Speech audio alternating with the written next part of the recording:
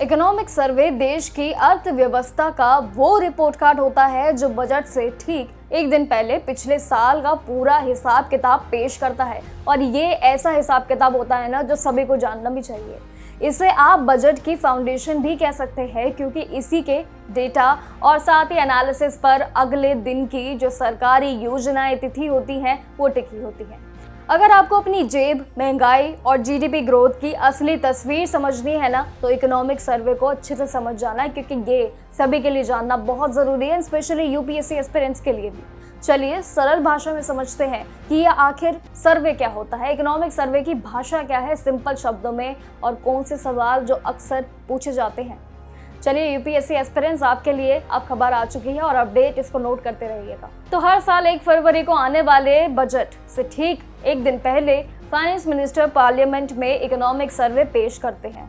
लेकिन देखा जाए तो ये काफ़ी खास होता है, जो कि बेसिकली देश की अर्थव्यवस्था का सबसे ऑथेंटिक और सबसे ज़्यादा फुल प्रूफ डॉक्यूमेंट माना जाता है। एक ऐसा डॉक्यूमेंट जो बेहद ज़रूरी होता है।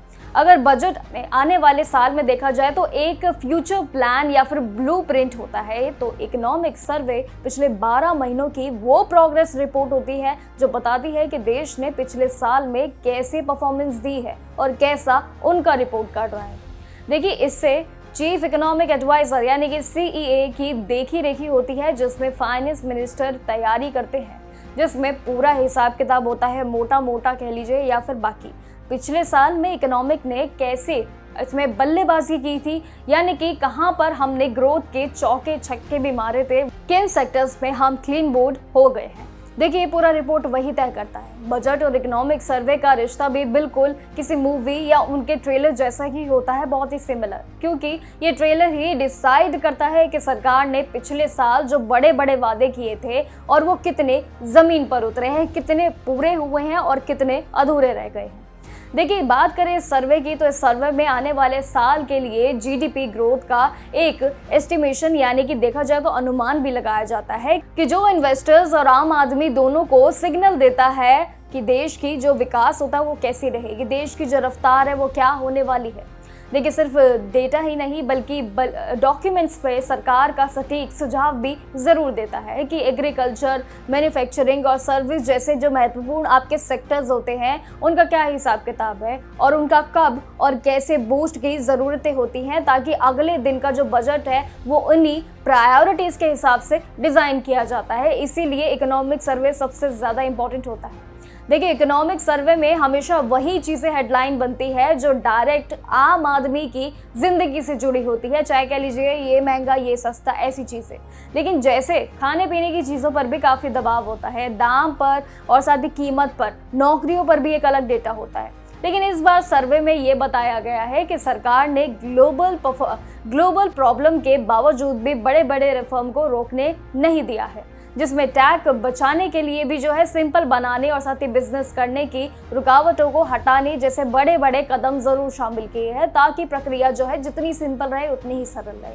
लेकिन सबसे बड़ी बात जो आपकी पॉकेट पर असर डालती है, और वो है आपके बात करें तो कई तरीके के नियम, यानी कि सरकार की कमाई और खर्चे के बीच जो अंतर है वो।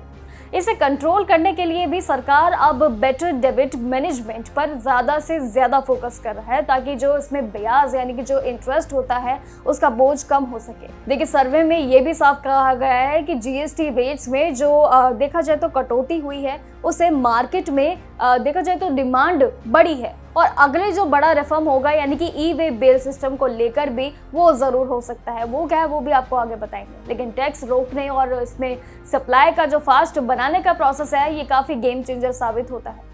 एक आम आदमी के लिए एक डॉक्यूमेंट इसीलिए भी ज़रूरी होता है क्योंकि ये वही नींव होती है जिस पर अगले दिन के बजट की जो इमारत है वो खड़ी की जाती है जानकारियों के साथ।